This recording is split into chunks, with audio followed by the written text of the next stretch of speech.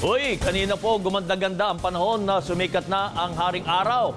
Pero ngayon, alamin natin ang magiging lagay pa ng panahon mula kay ABS-CBN resident meteorologist Ariel Rojas. Ariel, ano ba? Pwede ba magsampay ng mga pinaglabhan? Hindi na ba tayo uulanin? Tayo ba ay patuloy na makararanas ng matinding araw ngayong weekend? Ariel? Kabayan, makakapagpatuyo po ng labada, makakapagbilad ng mga unan, banig at kutson at pwede rin magpakumpuni ng bubong dahil maaraw at mainit sa malaking bahagi ng bansa ngayong weekend. Makakapaglinis at maaari na rin mag-ayos ang ating mga kapamilyang lubhang naapektuhan ng bagyong Egay at Habagat. Matapos nga ang ilang araw na pag-ulan, init ng araw naman ang kalaban, kaya huwag pong kalimutan ang payong o sombrero, komportableng damit at madalas na pag-inom ng tubig. Bagamat mababawasan hanggang tuluyang mawala ang dalang ulan, magpapatuloy pa ang pag-ihip ng habagat, kaya asahan pa po ang pagbugso ng hangin lalo sa mga baybayin at bulubunduking lugar sa kanlurang bahagi ng Luzon. Wala namang nakikitang panibagong sama ng panahon o bagyong makakaapekto sa atin hanggang sa susunod na linggo.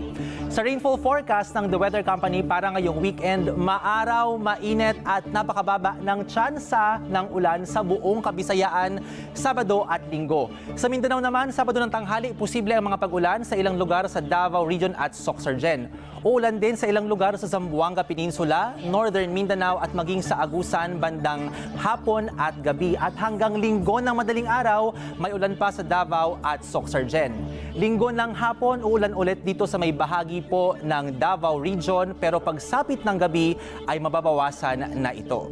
40 degrees Celsius o higit pa ang heat index o damang init sa Gensan, sa Hinatuan, Cagayan de Oro, Dumaguete, Cebu at maging sa Tacloban, Sabado at Linggo po. Buong weekend ding mababa ang tsansa ng pag-ulan sa buong probinsya ng Palawan, kaya makakaranas po ng mainit na panahon dyan. Sa Luzon, maaraw at mainit din maghapon at mababa ang tsansa ng ulan sa malaking bahagi. Bukas, Sabado, may kaunting ulan pa sa may Ilocos at sa Abra, bandang umaga po yan at gabi.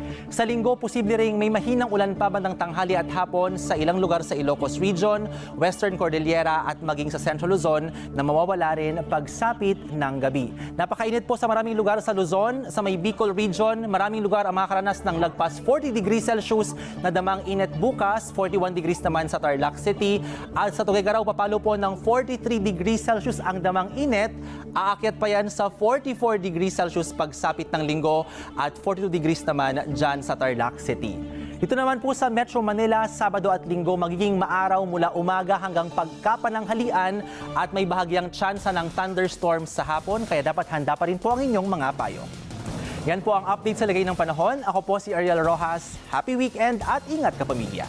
Tuloy-tuloy po ang ating pagpapatrol sa bayan mula Lunes hanggang Biyernes sa TV Patrol. Alas 6:30 ng gabi hanggang Sabado at Linggo sa TV Patrol Weekend. Sa bago nitong oras, alas 5:30 ng hapon.